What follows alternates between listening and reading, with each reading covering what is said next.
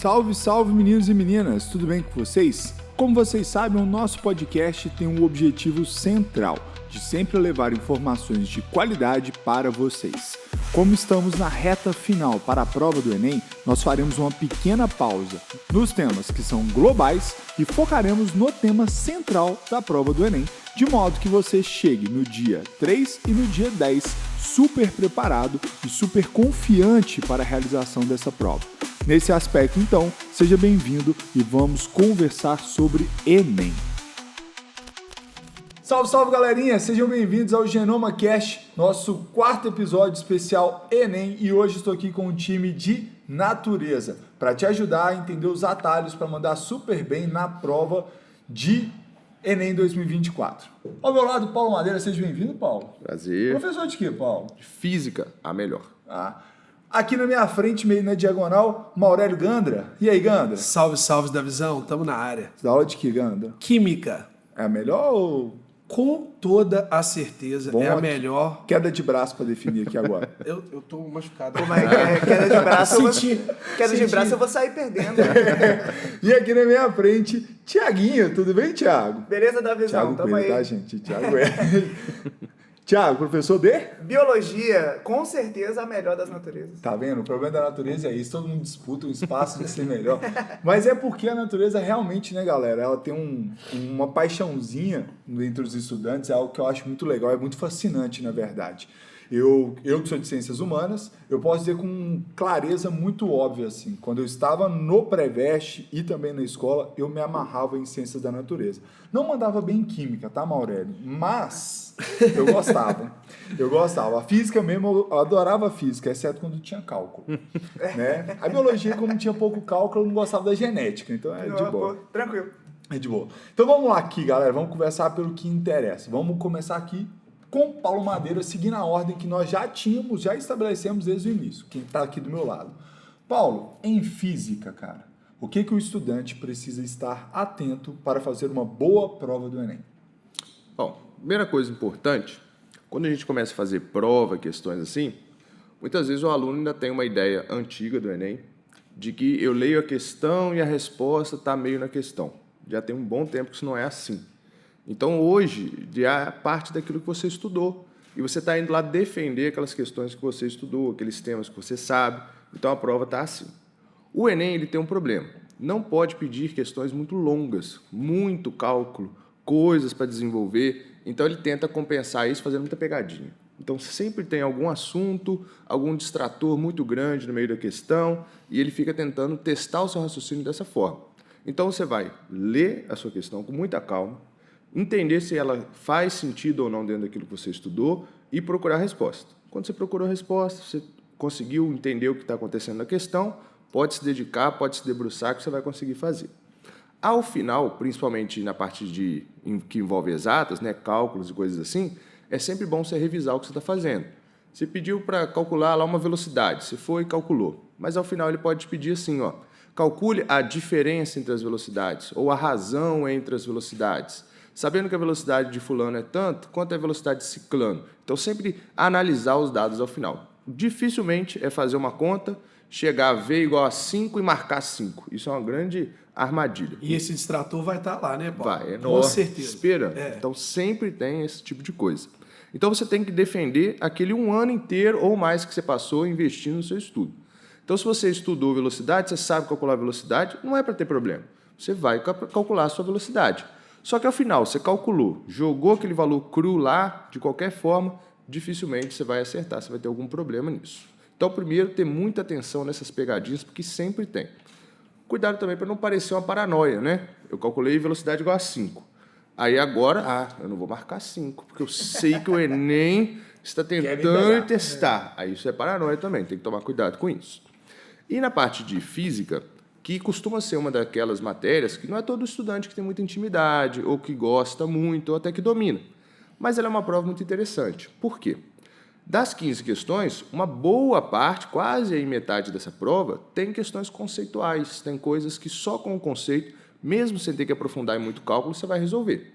Nessas questões conceituais, você tem que acertar, você não pode sair dessas questões sem uma resposta que seja razoável, que seja plausível ali. Pode acontecer de perguntar uma coisa que você não estudou, que você não se preparou e você não sabe.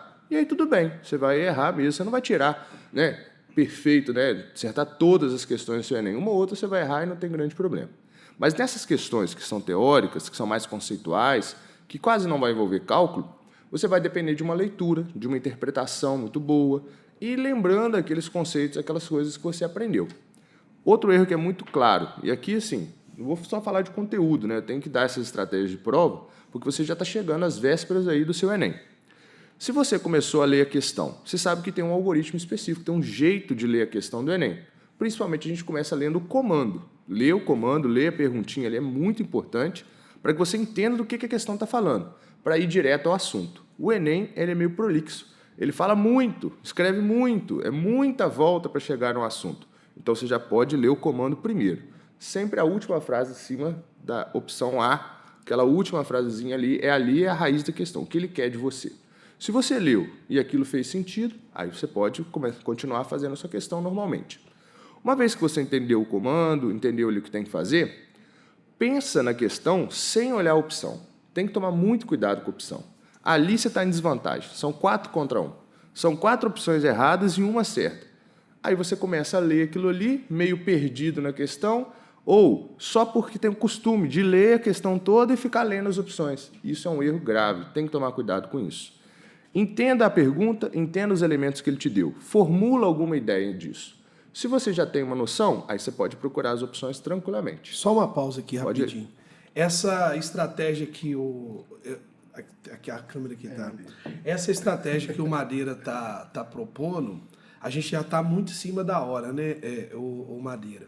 Mas essa estratégia para a resolução de prova no dia do jogo, no dia 10 de novembro, no nosso caso, eu sempre trato com os meninos que eles precisam saber aplicar o conteúdo, né, o conteúdo programático que a gente trabalha em sala de aula e concretizar essa linha resolvendo a prova do Enem. Porque a prova do Enem ela tem que ser conhecida pelo aluno, pelo aspirante à vaga. Né? E eu sempre falo com os meninos para usar essa estratégia que você está falando quando eles estão no momento do estudo deles em casa para fazer a questão de Enem. Ler o comando, voltar a ler o texto base e pensar na resposta, formular a resposta sem ver as alternativas. Põe a borracha Porque, em cima, exatamente. Por quê? Porque isso vai ajudá-lo a diminuir a confusão. Perfeito. Porque o Enem de hoje, de algum tempo para cá, né, Davizão? Ele já não é mais aquele tipo de prova que você ganha questão por eliminação. Ou seja, as alternativas são absurdas. Não tem isso. Por isso que tem que estudar muito. Isso aí. Por quê?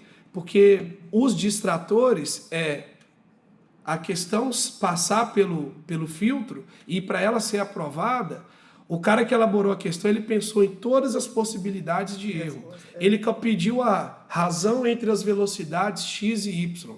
Ele vai chegar na velocidade x e vai ter essa resposta lá. E vai esquecer de um detalhezinho de colocar em razão as duas velocidades. Então essa estratégia que você está propondo, ela é interessante para o dia da prova, que é o jogo, e para o dia do treino também. Perfeito. Porque aí você está simulando o que você vai encontrar no dia lá. Te peço desculpa. Só Nada, que isso Vou aproveitar que o Maurélio já te parou e posso adiantar, fazer mais um detalhe. Né?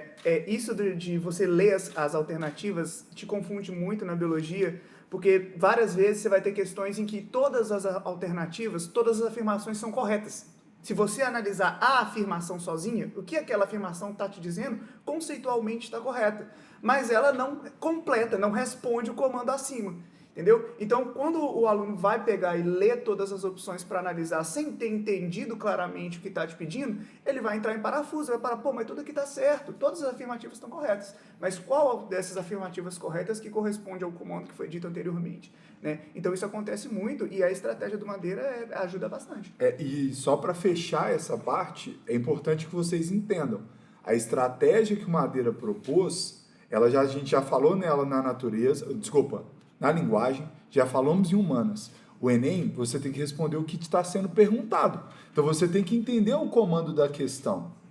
Como o Madeira disse, não é sobre a velocidade, é sobre a diferença da velocidade. Então, galera, a prova é sua, rabisque ela. Então, você tá lendo ela, cara, você viu que o comando é sobre a diferença, vou pegar o exemplo que você deu, deixa isso em evidência, sabe? Usa seu marca-texto, rabisca o negócio, circula. O importante é que você entenda, você tem que ter clareza do que está sendo questionado.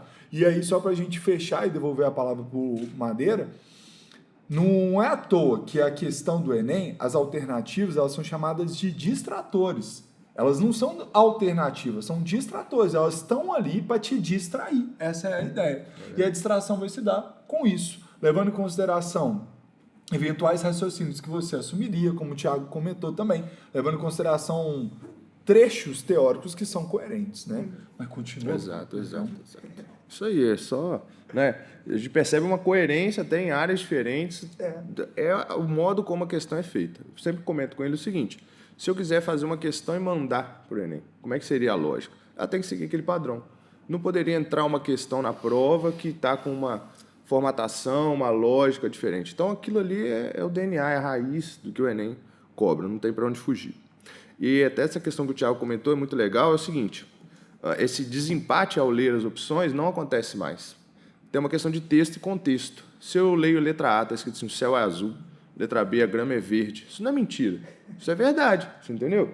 Só que isso responde a questão. Aí é outra questão. Você tem que ligar a pergunta com a opção. Por isso que é legal você conceber uma ideia ali primeiro, para depois você já saber o que você está buscando nas opções. E também costumo dizer que o Enem ele é uma pessoa muito grossa, muito mal educada. Porque se você pensa assim, ele te perguntou qual é a diferença de velocidade. Você respondeu a soma das velocidades, aí ele te responde, não foi o que eu te perguntei, entendeu? Não é isso que eu estou te perguntando. Então, você fazer algo que não é o que ele pediu, tem que tomar cuidado. Então, na parte de física, a gente tem essas questões mais conceituais e ali você tem uma obrigação de tentar acertar. Eu caí lá sobre um fenômeno que eu não entendi, eu li a questão e ela não fez sentido e eu errei. Tudo bem, eventualmente isso pode acontecer. Agora, de um assunto que você entende, que você lembra de conceitos, aí você vai brilhar, né? Você vai conseguir acertar sem grandes problemas. E numa outra metade da prova tem os cálculos. Aí, às vezes, a gente se desespera, porque na física é muita conta, é muita fórmula, é muita coisa assim. Só que, de novo, como é o perfil Enem para esse tipo de conta, né? Se ele pede sobre uma fórmula específica, na área da cinemática, por exemplo, a gente tem lá a equação de Torricelli. De longe é a mais abordada em vestibular. Então, você tem lá vovô e vovó, os dois se amando no cone sós, tem uns macetinhos, né? E aí, como que o Enem vai abordar isso? O Enem não pode fazer questões muito longas matematicamente. Então, ele não vai pedir 2, 3, 4 equações diferentes numa questão. Não dá para fazer assim. Ele pode pedir um sistema de equações e mais um passo? Pode. Geralmente são até 3 equações diferentes no máximo. Mais do que isso fica muito longa. E as questões têm que ser projetadas para mais ou menos 3 minutos. Como ele costuma fazer, então, para tornar a questão complexa o suficiente e mesmo assim desafiadora? Em geral, ele pede para repetir a mesma fórmula. Se você resolveu uma velocidade usando a equação de Torricelli, muito comumente ele vai colocar, ao invés de um carro que está acelerando, para você usar uma vez a fórmula, ele coloca 2. Aí você fez a mesma conta, só que fez 2 vezes.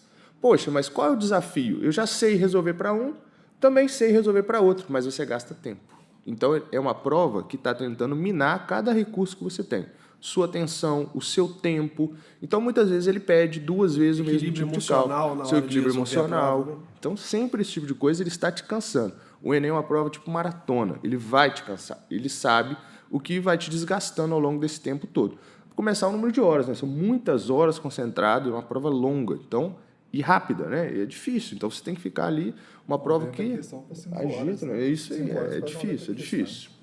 Então, nessa parte aí, nas questões que envolvem cálculos, muito provavelmente ele repete a mesma equação 2 vezes, e aí você tem que aplicar 2 vezes, fazer contas rápidas, tem que ficar de olho nisso. E, por fim, uma boa notícia. Quando a questão pede razão entre grandezas, razão entre as velocidades, razão entre as resistências, isso é uma boa notícia. Quer dizer que ele vai te dar pouquíssimos dados, números mesmo, e muitas dessas grandezas você acaba cortando. Então, razão é aquela divisão, né, de um número sobre outro, ela acaba facilitando o processo. Então, você vai ler e vai parecer meio esquisito, porque não tem ali dados o suficiente. Mas, na razão, você dividir um pelo outro, acaba eliminando termos que são iguais, e isso facilita bastante o processo. Então, sobre formato de prova para física, é mais ou menos essa a ideia. E conteúdos? Quais são os conteúdos assim que mais caem? De longe, pessoal, o Enem tem um top 3 na física que nunca vai te deixar na mão. Se você quiser aprofundar e ir pensando em acertar 14, 15, claro que você vai ter que estudar tudo, né? Mas pensando ali em 12 a 13 questões, que geralmente é alto desempenho em física, você vai sempre se concentrar nesses 3 grandes grupos. Primeiro grande grupo, a parte de mecânica. O que é uma cinemática, o que é a parte de força, né, de dinâmica, muito importante conhecer esse tipo de coisa. A cinemática do Enem não perdoa. Quase todos os alunos têm acesso a um pouquinho da cinemática, então sempre serão questões de alto nível. Se você pegou uma questão de cinemática, ela está muito embolada, deixa para depois um pouquinho, porque você vai gastar um pouquinho de tempo e de esforço para fazer ela. Se prepare. Segunda área que mais cai é a parte de ondulatória. Ondulatória é uma boa notícia. Quase tudo se resolve com V lambda F, equação que você conhece, eu sei que você está já tendo lembranças aí do que eu estou dizendo. V lambda F, se desse no SUS, resolver todos os problemas, porque V lambda F resolve quase tudo dentro da sua prova de ondulatória, é muito importante. E a parte de fenômenos ali dentro de ondulatória. Então, o que é a dispersão da luz branca, o que é a refração, o que é a reflexão de ondas, isso cai bastante. Sempre tem uma questãozinha envolvendo isso e costumam ser questões tranquilas. Então, pode analisar com calma que você vai se dar bem. E a terceira grande área é a parte de eletromagnetismo, principalmente eletricidade. Quando a gente pega circuitos elétricos, eu imagino que você já tenha diversas habilidades, mas nessas habilidades, às vezes, você pode se confundir. Lembre-se sempre daquela técnica do russo, do Markov-Urip, principalmente quem é meu aluno sabe disso na ponta da língua, que é para resolver circuitos. É uma forma muito simples de organizar os dados e aí você nunca erra. 100% das questões você vai acertar, porque com essa técnica você descobre todos os valores do circuito com grande velocidade. Então, a técnica do URIP, URIP, acaba facilitando bastante a sua resolução de provas. Aí, da visão, essas 3 áreas, de certeza, você vai fazer uma prova excelente. Outras aí, né, vai flutuando de acordo com cada ano. Todas as áreas, né, elas têm ali as suas coisas preferidinhas e tem esses espaços que flutuam, né? Mas você trouxe algumas abordagens que foram muito legais, né? Porque reforçam o que já está sendo dito anteriormente e mostra o que a gente fala sempre, nós como professores. Cada vestibular tem um perfil de prova e o Enem tem um perfil de prova. Você estudar para o Enem, estudar para esse perfil de prova. E esse perfil de prova pode fazer com que a prova de física, né, que está dentro da ciência da natureza, tenha uma característica de elementos que se aproximam, mas isso vai chegar também na química. Talvez não vai trazer a mesma abordagem, né, semelhante com que, sei lá, talvez não vai trazer pilhas, que seria uma coisa que aproxima. Mas eu acho que traz, né, Maurélio? Traz muito. Mas, essencialmente, o que constitui a prova do Enem não é o diálogo sobre o conteúdo, mas é o diálogo do tipo de prova. E aí, agora, vamos para a química, mamão. E aí? Vamos lá. Davizão, a química, ela basicamente, ela tá dividida em 5 tópicos, que é a química geral, a química inorgânica, a físico-química, a orgânica e a ambiental. Se eu falar que vai ter item, né, questão na prova do Enem de todas as 5, eu não estou ajudando em nada os meninos, né? Porque vai cair? O mundo. Isso, exatamente, é isso.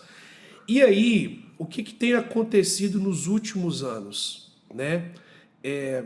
Há um pouco tempo atrás, a gente, em sala de aula, atrevido que somos, né? A gente batia no peito e falava assim, ó, vai ter isso, vai ter aquilo, vai ter isso, vai ter aquilo. Eletroquímica vem, você citou pilha, termoquímica vem, não veio o ano passado, né?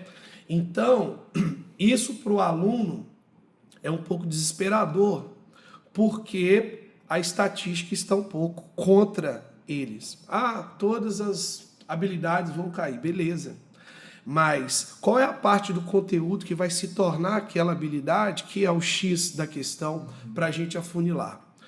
Então, o que ainda é certeiro em química na prova do Enem? Química orgânica. Pô, Maurício, você também está me ajudando um pouco, velho. Beleza, mas o que em química orgânica é importante? A parte introdutória de química orgânica, de classificação de cadeias, onde o aluno tem que saber, por características citadas no texto, que tipo de protetor solar que é mais interessante. Estou usando exemplos que já caíram, né, na prova. Que tipo de cadeia carbônica que um detergente deve apresentar para ele ser degradado mais rapidamente e não se acumular no meio ambiente. Então, assim, essa parte introdutória de características de estruturas orgânicas é sempre muito importante. A parte de tipo de molécula, tipo de composto, tanto na orgânica quanto na inorgânica, é certeiro. Você saber se o composto, seja ele orgânico ou inorgânico, tem ponto de fusão alto, tem ponto de fusão baixo, é solúvel, é insolúvel em água, é solúvel, é insolúvel em lipídio. Características de substâncias é muito recorrente. E eu preciso ampliar, quando eu falo de características de substâncias, tanto para orgânica quanto para inorgânica. Muito dificilmente não tem na prova do Enem alguma coisa sobre acidez e basicidade, e aí a biologia vem junto, né? Então, assim, tem que saber caráter ácido forte, caráter ácido fraco, a basicidade é a mesma coisa, tanto incluindo substância orgânica, quanto incluindo substância inorgânica. Um detalhe que eu falo que os meninos ficam muito assim, chateados com a prova, e eu também sou do grupo deles, é que a prova do Enem não fornece a tabela periódica para fazer a prova. E você tem que saber que bases de metais alcalinos e alcalinos terrosos, tirando o magnésio e o berílio, que são exceções, são bases fortes. Beleza. Com a tabela periódica no vestibular tradicional, eu recorro à tabela como auxílio, vejo quem são os metais alcalinos e alcalinos terrosos, e acabou. Eu sei quais são as bases fortes, o resto é tudo fraco. Mas e sem a tabela? Para fazer a prova do Enem. E você precisa saber. Os meninos sabem disso. Então, infelizmente, eu falo com eles, ó, vocês têm que saber quem são os metais alcalinos. Tá fazendo nada? Ainda brinco, TikTok não tá te entediando? Vai lá dar uma olhadinha. Lítio, sódio, potássio, tem que saber, rubídio, escreve na porta da geladeira. Isso, na porta da geladeira, na abrir, porta do banheiro, porque você tem que saber, porque vai ser necessário saber essa parte de força, de acidez, de basicidade. É nem ama sal, não sei porquê, mas ama sal. Saber que um sal é capaz de neutralizar a acidez de um lago que caiu um caminhão transportando ácido sulfúrico. Eu ainda brinco com os meninos assim, você abre um sorriso, já sei, caiu um ácido, eu vou jogar uma base. Na hora que você olha para os distratores, quantas bases de Arrhenius tem? Nenhuma.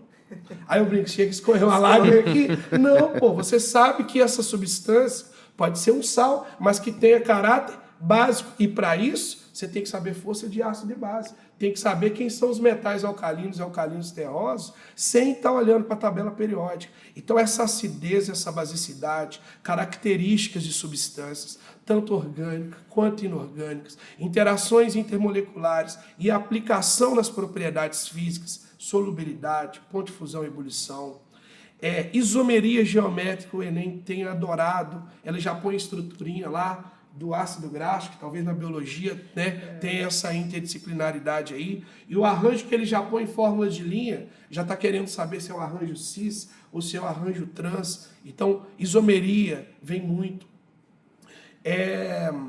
Dentro, cálculos químicos, cálculo estequiométrico, vai ter uma, pô.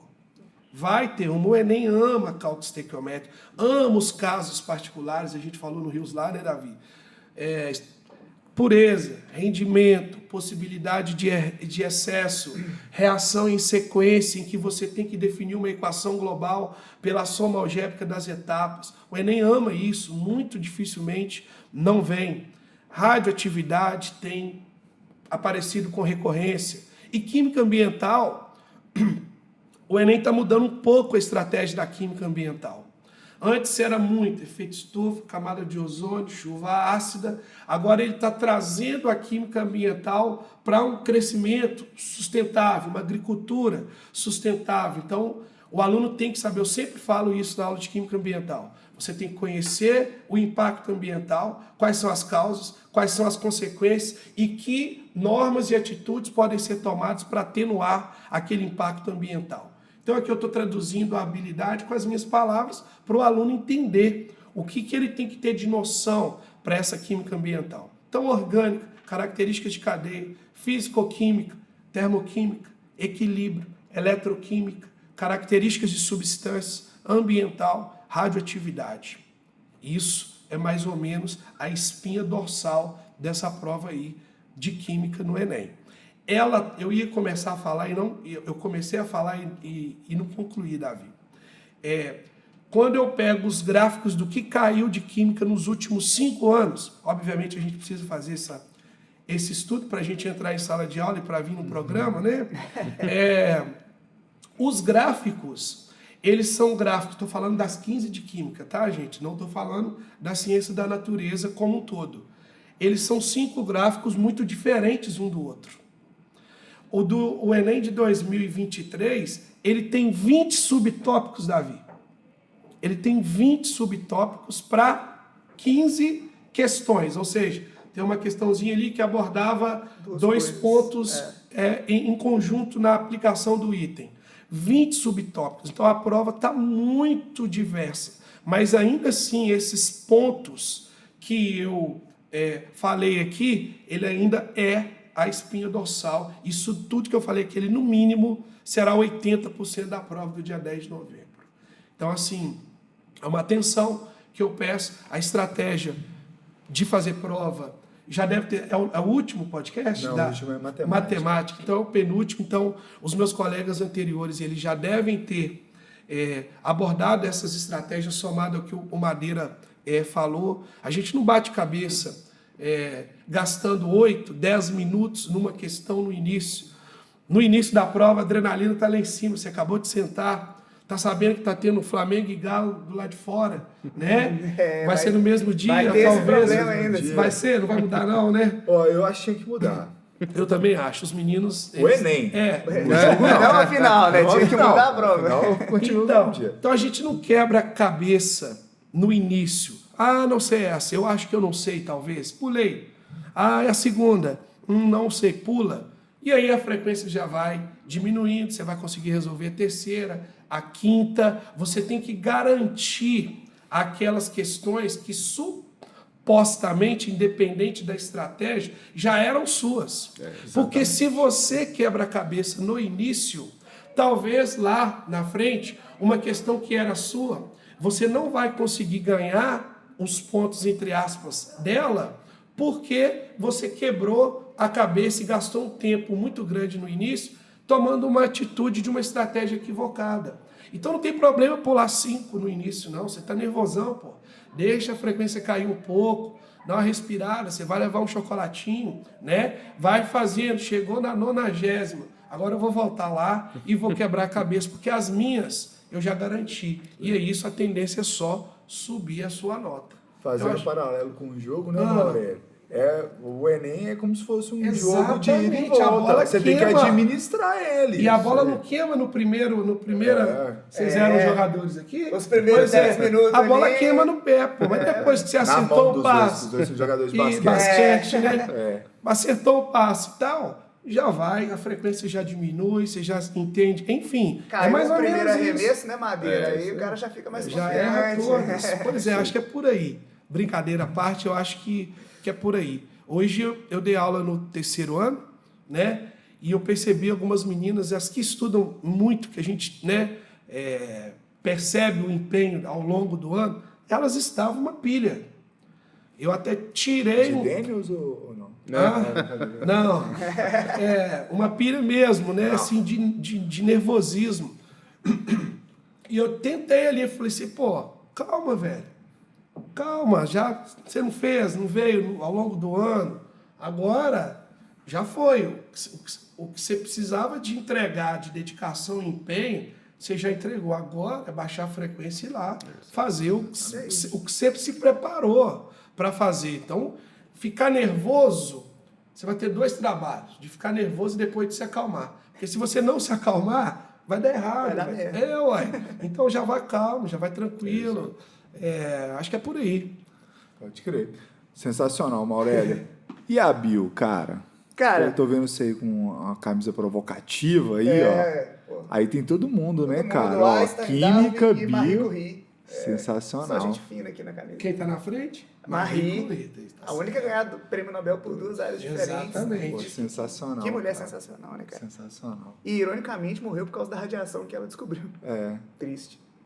exato. Mas eu fiquei, inclusive, dando uma dica. Tem um aulão meu e do Rodrigo de radioatividade que tá sensacional, cara. E a história de Marie Curie tá lá, assim, apresentada por nós, é fantástica. Mas vamos lá. E a bio, cara? Cara, biologia, acho que vai seguir o mesmo padrão que o Madeira e o Mamal já apresentaram aqui, né? Igual o Maurélio falou, ano passado, 23 teve 20 subtópicos, muda uma coisa de um ano para o outro. Uma coisa que a gente observa na biologia nos últimos anos tem aumentado a frequência de questões de botânica, que antigamente, né, até 2018 ali, 2019, era um conteúdo bem negligenciado, Verdade, assim, cara. né? Aí agora tem aumentado bastante. Tá? Então é uma coisa que o aluno tem que tomar cuidado, principalmente se é um aluno que está no pré-vestibular, que já está há mais tempo tentando, ele pode vir com essa ideia fixa na cabeça, botânica não é tão importante, mas agora a frequência mudou, tem aumentado bastante nos últimos anos, beleza? E pegando um gancho aqui no que o Maurélio falou, cara, em relação à química ambiental, tem muita questão nessa conversa biologia e química, principalmente de impactos ambientais. A gente estava comentando mais cedo, né, antes de começar a gravação, eu comentei com vocês que eu fiz uma questão com os meninos, que a questão tinha toda a cara de questão de química. Tinha fórmula estrutural, né, falando o nome correto, né, com aqueles 2, não sei o que, blá, blá, blá. Então, falando tinha todos os desenhos, tudo que o moleque ia ler a questão achando que era uma questão de química. Mas aí chegava no comando, ele falava que era um composto apolar e queria saber qual tipo de fluido corporal ia concentrar mais aquele composto, que no caso estava presente em um inseticida, né? Então ele tinha que saber qual daqueles fluidos que estavam apresentados ali que era mais gorduroso, porque já que o composto era apolar, ele ia concentrar em maior quantidade. Então, química e biologia tem essa frequência assim, muito bacana, principalmente nas questões de impacto ambiental. Mas, pegando um gancho lá no primeiro podcast dessa sequência que você fez com o Ed, se o menino pegar lá as competências, ele vai ver o seguinte: ele tem uma competência específica para a evolução, né? Entender o processo evolutivo e complexificação dos seres vivos. Ele vai ter uma competência específica para biotecnologia, porque muitas vezes o menino vê lá, não, genética, vai cair genética. Ele foca o quê? Lei de Mendel, cálculo de probabilidade, e esquece da biotecnologia, das técnicas de edição de DNA e tal. E lá tem uma competência só para isso. Então, o que você pode concluir? Vai cair, pô. Se todas as competências têm que estar previstas e eu tenho uma competência específica para biotecnologia, vai cair, beleza? Então, e o carro-chefe, né? Toda vez que você conversa com algum professor de biologia sobre Enem, ele vai falar o quê? Ecologia. Sempre. Pô, mas não é porque a gente é preguiçoso, pô. Se você for ver lá essa área... não é porque, não, sempre ecologia, eu vou apostar na ecologia. Não. Se você fizer esse exercício que eu sei e o Ed falaram lá, de pegar a matriz e ver, ecologia se encaixa em várias competências, beleza? Porque ecologia é muito amplo. Tem biociclos, né, os ciclos biogeoquímicos, tem cadeia alimentar, impactos ambientais. Então, a ecologia engloba muita coisa. Então, ela vai aparecer várias vezes porque se encaixa em várias competências diferentes, tá? E, além dessas, eu vou adicionar uma... Só antes de adicionar essa, também cai por uma outra razão, cara. Você falando aí, eu vi na minha cabeça. O Enem, além de ser uma prova de ciência, da pessoa entrar na universidade, ela tem um compromisso cívico, né? Então, quando você traz essa questão, né, das questões ambientais, isso faz com que as ciências da natureza, que por vezes não está debatendo de uma maneira intensa sobre questões são cívicas, ela se torna muito próxima da vida do estudante. Então isso faz sentido também. Traz um aspecto mais social para aqueles conteúdos, né? Aproxima a população. Exatamente, cara. Então, e isso é importante na ecologia por causa dos impactos ambientais. Eu acho que duas coisas que o Enem tenta te fazer entender com a biologia são os impactos ambientais, tudo que a atividade humana pode gerar de impacto para o meio ambiente, e saúde pública. Tudo que a gente desenvolve que pode afetar a saúde do ser humano, tá? E essa era a última coisa que eu ia adicionar, saúde pública, tá? Por quê? Porque a gente tem doenças virais, a gente tem doenças bacterianas, a gente tem as verminoses, então isso pode aparecer de diversas formas. E quando a gente fala de saúde pública, é se preocupar com a prevenção, galera. Não fica preocupando com, tal doença dá mancha vermelha, enquanto a outra dá uma vesícula com pus. Não é isso que vai te ajudar, tá ligado? A prova, você entrar na faculdade, não precisa receitar. Exato. Você não vai diagnosticar Você ninguém. não vai diagnosticar ninguém. O que importa pra você é como que eu vou evitar pegar, cara. É a profilaxia. Prevenção. Tem várias... Você lembrou da nossa época de cursinho, né? Profilaxia, prevenção. Salve, Nilson. Um grande abraço. Mas é você saber como que você vai prevenir, cara. Tem várias questões que focam nesse tipo de situação. Tal cidade está enfrentando grande número de casos disso, daquilo, e a Secretaria de Saúde quer prevenir dessa forma, qual seria a forma mais eficiente, tá? Então, é focar na questão de saúde pública. Eu acho que uma coisa que deve pegar pesado é vacina, beleza? O governo atual, ele se marcou por essa característica de defesa à vacinação, né? Então, eu acho que as doenças que têm vacina, né, vão vir forte, e principalmente aquelas que estão perdendo cobertura vacinal. A gente passou, se eu não me engano, 5 anos sem notificar nenhum caso de coqueluche. Exato. E aí, esse ano, a gente teve a morte de uma criancinha no sul do país por coqueluche, por calendário de vacinação atrasado. Poliomielite, que era uma doença praticamente ninguém ouvia mais falar. E a cobertura vacinal tem caído. Então, acredito que por ter esse caráter de preocupar com a saúde pública, de ser um governo que tem essa bandeira da vacinação, doenças que pedem vacinação, que têm tido queda na cobertura vacinal, podem acontecer, cara. Sensacional. Galera, então é isso, né? Como vocês sabem, o nosso objetivo é ter esse momento de sentar com vocês, conversarem com vocês enquanto vocês tomam um café, dirigem para casa, voltam para casa no busão e assim vai. Queria agradecer então, Paulo Madeira, muito obrigado, cara. Tamo junto. Foi sensacional. Quer dar o seu último recado para os meninos aí? Galera, é ir lá e jogar quase que na defensiva, garantir as questões que você já estudou, que você entende, ler com muita calma, com muita atenção, sempre atento e brilhar. Só isso. Amal, obrigado, cara. Seu recado final. Tamo junto da visão. Recado final pra galera que nos assiste, que nos acompanha, que esteve com a gente aí no Genoma ao longo do ano, né? Tô na torcida e já deu certo.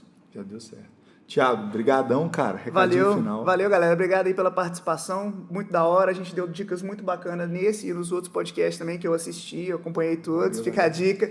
Eu acho que o meu ponto final aqui é que vocês saibam que nós, professores, cara, a gente fica muito feliz e realizado com o sucesso de vocês. Então, você pode ter certeza que todos nós que trabalhamos com vocês aqui vamos estar torcendo pelo sucesso de vocês. Grande abraço e boa sorte aí. Galera, muito obrigado por essa audiência. Mais uma vez, pedirei que compartilhe com seus coleguinhas, ative o sininho e semana que vem tem mais com a galera de matemática. Tchau, tchau, gente. Valeu!